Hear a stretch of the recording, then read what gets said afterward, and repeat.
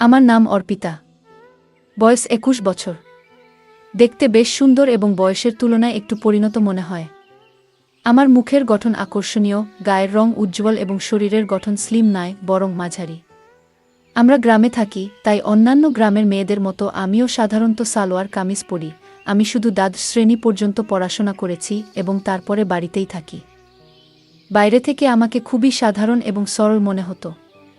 ভিতর থেকেও আমি অতটা চালাক বা চতুর ছিলাম না। তবে সত্যি বলতে সেদিনগুলোতে আমি নিজের সীমা অতিক্রম করেছিলাম। জীবন আমাকে এমন কিছু অভিজ্ঞতা দিয়েছিল যা ভাবনার বাইরে। আমি অনেক দিন আগে একটি অভিজ্ঞতার মুখোমুখি হয়েছিলাম যা আমার মনে এখনও গভীর ছাপ রেখে গেছে। ঈশান ভাইয়ার সঙ্গে আমার পরিচয় এমন এক সময় হয়েছিল যখন আমার জীবনে অনেক একাকিত্ব ছিল। ওর সঙ্গে সময় কাটানো আমার কাছে খুব ভালো লাগত। ঈশান ভাইজা সবসময় আমার প্রতি খুব যত্নশীল ছিল, আর তার উপস্থিতি আমার মনকে হালকা করে তুলত। প্রথম দিকে যখন ওর সাথে সময় কাটাতাম তখন শরীরে যেন একটু বাড়তি চাপ অনুভব করতাম। মনে হতো যেন একটু বিশ্রামের দরকার। কিন্তু ধীরে ধীরে সবকিছু স্বাভাবিক হয়ে আসতে লাগল। সময়ের সঙ্গে সঙ্গে আমাদের মধ্যে এমন একটি রুটিন তৈরি হয়ে গেল যে সুযোগ পেলেই আমরা একসঙ্গে সময় কাটানোর জন্য উন্মুখ হয়ে থাকতাম। তবে বাড়িতে অন্য কেউ থাকলে আমাদের একটু ভয় লাগত যদি কেউ দেখে ফেলে। কিন্তু কেউ আমাদের সম্পর্কে কিছু সন্দেহ করত না, কারণ ঈশান ভাইজা সবসময় আমাকে দিদি বলে ডাকত। আসলে আমি বয়সে তার থেকে ১-২ বছরের বড় ছিলাম। তাছাড়া তখন শীতকাল ছিল, তাই সবাই ঘরে নিজেদের কাজে ব্যস্ত থাকত। আর ঈশান আমার মামাতো ভাই। রাতে সবাই নিজ নিজ ঘরে ঘুমাতে চলে গিয়েছিল। আমি এবং ঈশান ভাই আলাদা ঘরে ঘুমাতাম। একদিন রাতে দরজা বন্ধ করে ঘুমানোর পর হঠাৎ একটি ঘটনা ঘটে যা আমার জীবনে ভিন্ন একটি অভিজ্ঞতা এনে দিয়েছিল। তখন আমাদের বাড়ির এক সদস্য, আমার মাম, অনেক বেশি অসুস্থ হয়ে পড়েছিলেন। সেই কারণে আম্মু এবং আমি তাকে দেখতে তাদের বাড়িতে যাই। আমাদের নিয়ে আসার জন্য ঈশান ভাই গাড়ি নিয়ে এসেছিল। প্রথমেই সে এসে আম্মুর পা ছুঁয়ে সালাম করল। তারপর আমাকে দেখে অবাক হয়ে বলল, আপনি তো অনেক বড় হয়ে গেছেন। গাড়িতে করে আমরা বাসায় ফিরছিলাম। তখন সন্ধ্যা ৭টা বাজে। আমরা দেরি করেই রওনা দিয়েছিলাম, তাই সময় লেগেছিল। বাড়ি পৌঁছে দেখি মামা রান্না করছেন আর মাম বিছানায় শুয়ে আছেন। আম্মু রান্নাঘরে ঢুকে মামাকে বকতে লাগলেন, যখন এত সমস্যা ছিল তখন আমাকে আগেই জানালে ভালো হতো। এত কষ্ট করার কি দরকার ছিল? আম্মু রান্না করতে লাগলেন আর আমি মামিকে দেখে তার পাশে বসে পড়লাম। মামু আমাকে দেখে বেশ খুশি হলেন, কিন্তু তার শারীরিক অবস্থা খুবই খারাপ ছিল। কিছুক্ষণ পর আম্মু মামিকে খাবার দিলেন এবং নিজ হাতে তাকে খাইয়ে দিলেন। ততক্ষণে ঈশান ভাই আমাকে ডাকলেন। আমি তার দিকে তাকিয়ে জানতে চাইলাম কি হয়েছে।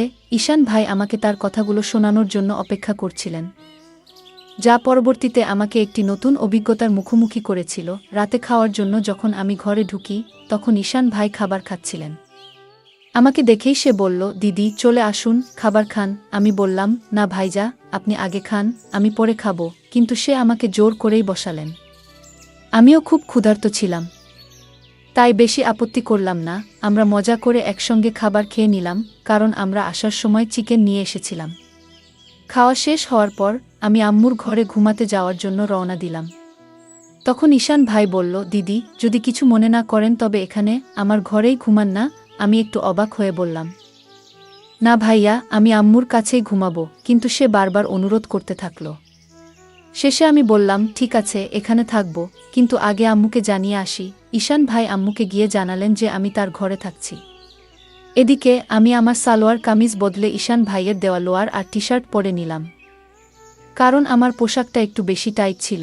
আমাকে সেই পোশাকে দেখে ঈশান ভাই হেসে বললেন, দিদি আপনাকে এই পোশাকেও অসাধারণ লাগছে। তুমি এত সুন্দর কেন? আমি তাকে কিছু বললাম না, শুধু হেসে কথা ঘুরিয়ে দিলাম। এরপর আমি গায়ে চাদর দিয়ে বিছানায় বসে পড়লাম আর ঈশান ভাই নিজের চারপাইতে শোয়ার ব্যবস্থা করতে লাগলেন।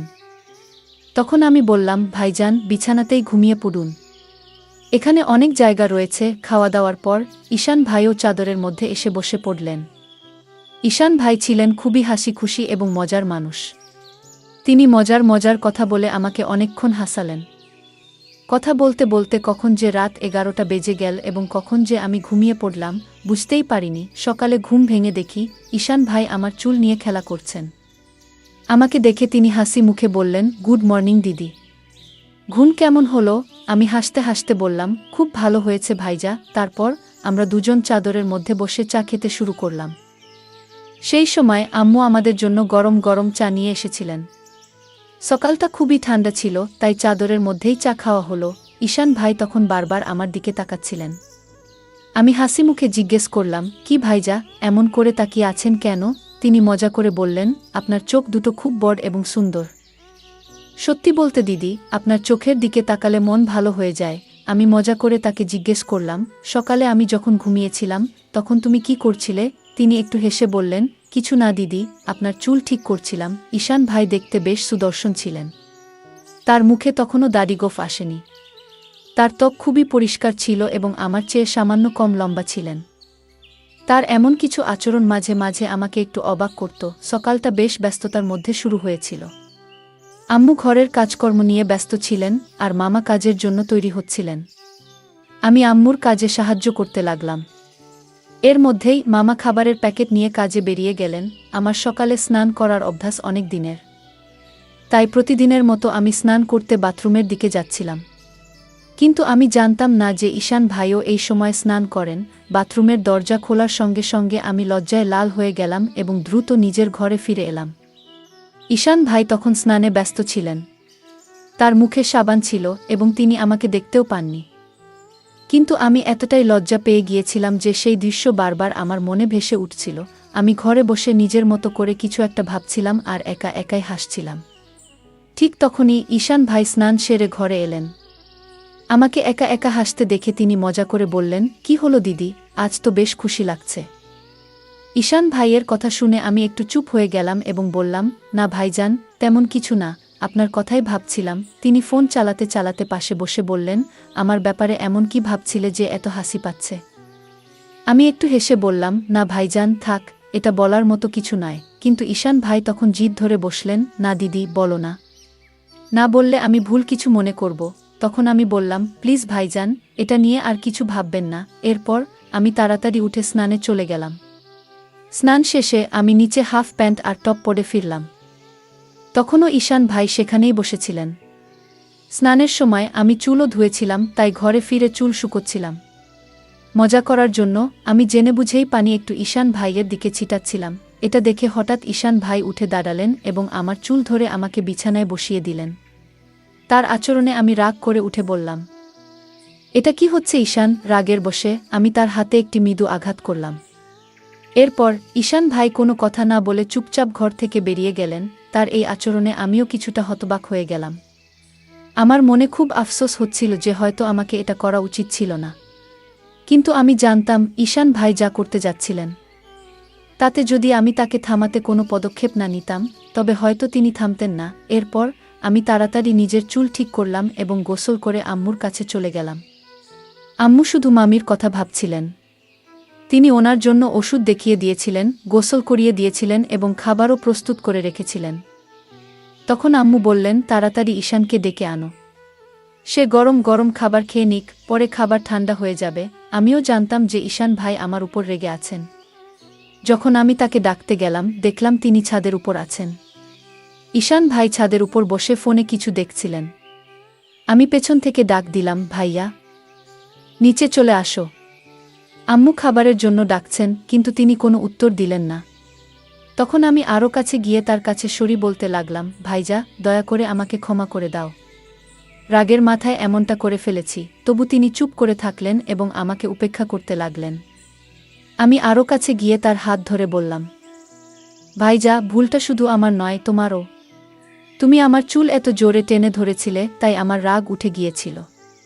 এতে এত রেগে থাকার কি হলো?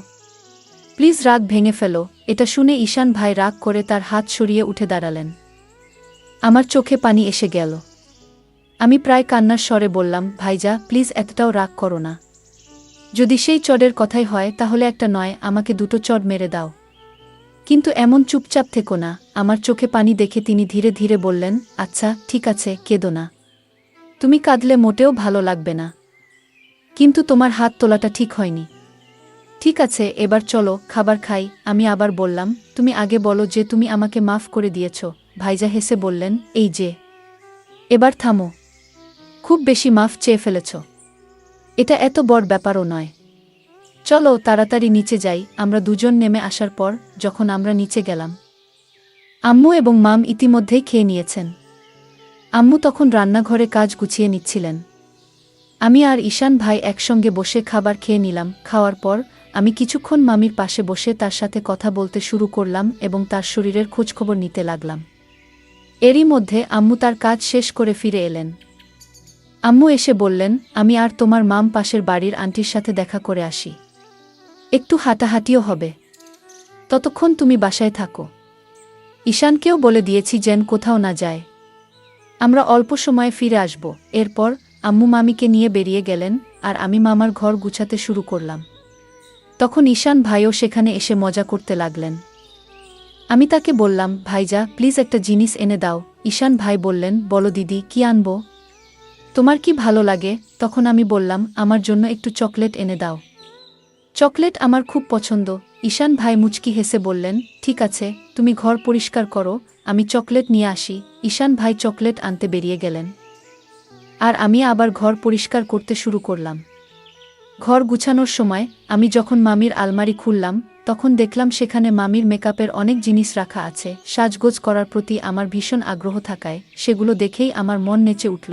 সময় কাটানোর জন্য আমি মামির সাজগোজের জিনিসপত্র নিয়ে তৈরি হতে শুরু করলাম। একটু একটু মেকআপ করলাম, তারপর মামির ঝুমকা আর গয়না পরে নিলাম। আলমারির উপর দিকে ঝুলিয়ে রাখা মামির শাড়িগুলোর মধ্যে একটি লাল শাড়ি বের করলাম এবং তা পরতে শুরু করলাম। যখন ঈশান ভাই চকলেট নিয়ে ফিরে এলেন, আমি তখন পুরোপুরি সেজেগুজে একেবারে নতুন বউয়ের মতো তৈরি। চুল খুলে নিয়েছি, লিপস্টিক লাগিয়েছি আর হাতে চুড়িও পরেছি। ঈশান ভাই যখন ঘরে ঢুকলেন, আমাকে এমন সাজে দেখে একদম হতভম্ব হয়ে গেলেন। তার মুখ থেকে শুধু বের হলো, দিদি তুমি তো অসাধারণ দেখাচ্ছ। আমি তার কাছ থেকে চকলেট নিয়ে বিছানায় বসে খেতে শুরু করলাম। ঈশান ভাইও পাশে বসে গেলেন আর তার চোখ আমার উপর থেকে সরছিল না। তখন আমি বললাম, ভাইজা এত তাকিয়ে থেকো না, এতে আমি অস্বস্তি বোধ করছি। ঈশান ভাই হেসে বললেন, কি করব দিদি, তোমার উপর থেকে চোখ সরানোর মনে হচ্ছে না। তুমি শাড়িতে এত সুন্দর দেখাচ্ছ যে মনে হচ্ছে যেন সত্যি কোনো পরী। এরপর মজা করে বললেন, মন চাইছে তোমাকে বউ বানিয়ে ফেলি। আমি বুঝতে পারছিলাম সে মুহূর্তে তার মনে কি চলছিল, কিন্তু আমি হালকা হাসি দিয়ে বিষয়টি অন্যদিকে ঘুরিয়ে দিলাম। আমি মজা করে ঈশান ভাইকে বললাম, তাহলে আর থেমে কেন? বলো, আমাকে স্ত্রী বানিয়ে কি করবে? ঈশান ভাই একটু হেসে বললেন, থাক দিদি, জানি তুমি ইচ্ছে করেই ভান করছো। আমি তখন বললাম, তুমি কি তাহলে তোমার দিদিরই সুযোগ নিতে চাও? জানো, যদি আম্মু জানেন বা মামা জানতে পারেন আমাদের কি অবস্থা হবে? ভাইয়া বললেন, দিদি এত ভাবনার কিছু নেই, আমরা তো ঘরেই আছি আর কেউ জানতে পারবে না। তুমি শুধু একটা বার হ্যাঁ বলো, আমি সব সামলে নেব। আমি মুচকি হেসে বললাম, তাহলে আগে বলো, তুমি কি আমার এই শাড়ি দেখে এত কথা বলছো, নাকি আগে থেকেই এমন ভাবনা ছিল? ঈশান ভাই হেসে বললেন, সত্যি বলতে তুমি যখন এসেছো তখন থেকেই মনে হচ্ছিল তুমি যদি একবার রাজি হও সব সহজ হয়ে যাবে। আমি মজা করে বললাম, ঠিক আছে, যখন তুমি চাও আমি তোমার কথা শুনি। তাহলে তোমার দায়িত্ব ভালো করে পালন করো। এই কথায় ভাইয়া খুব খুশি হয়ে বলল, ধন্যবাদ দিদি, জানতাম তুমি আমাকে না করবে না, তুমি সত্যিই সেরা। আমি বললাম, থামো তো, এত প্রশংসা করার দরকার নেই, আর সন্ধ্যায় আমার জন্য চকলেট আনতে ভুলবে না। ভাইজা বলল, ঠিক আছে দিদি, যা চাইবে সব আনবো, একটু অপেক্ষা করো। ঈশান ভাই বেরিয়ে যাওয়ার পর আমি একটু অস্বস্তি অনুভব করলাম। যখন তিনি ফিরে এলেন, আমি বললাম, ভাইজা এই মুহূর্তে আমার একটু অসুবিধা হচ্ছে, সন্ধ্যায় এ বিষয়ে কথা বলবো, আর এখন আমাকে সময় দাও, ঠিক আছে? কিন্তু ঈশান ভাই আমার কথায় থামল না। সে শান্ত গলায় বলল, দিদি এত ভাবছ কেন? ভয় পাওয়ার কিছু নেই, সব ঠিক থাকবে। তবে যদি তোমার অস্বস্তি হয়। আমি মুচকি হেসে বললাম, অস্বস্তি হলে তুমি চোখ বন্ধ করে নিতে পারো, তাই না? আমিও চোখ বন্ধ করলাম। সেই মুহূর্তে ঈশান ভাই কিছু বলতে যাচ্ছিল, কিন্তু ঠিক তখনই দরজায় হঠাৎ করাঘাতের শব্দ হলো। আমরা দুজনেই থমকে গেলাম। কিছুক্ষণ পর বাইরে থেকে আম্মুর গলা শোনা গেল, কেউ কি ঘরে আছো? দরজা খুলবে না? আমি সঙ্গে সঙ্গে বিছানা থেকে উঠে দাঁড়ালাম, কারণ আমি শাড়ি পরে পুরো সাজগোজ করেছিলাম আর উপরে ছিলাম মামির ঘরে। ঈশান ভাইয়েরও মেজাজ পুরো নষ্ট হয়ে গেল। কিন্তু ভাইয়ার মুখ দেখে আমার ভেতরে ভেতরে হাসি পেয়ে যাচ্ছিল। তৎক্ষণাৎ আমি ঈশান ভাইকে ঘর থেকে বের করে দিলাম, নিজেও শাড়ি খুলে নরমাল কাপড় পরে নিলাম, তারপর আবার ঘর গুছানো শুরু করলাম। এদিকে আম্মু জানালেন, মামিকে বারান্দায় বসিয়ে রেখে সোজা রান্নাঘরে গিয়ে চা বানাতে ব্যস্ত হয়ে গেলেন।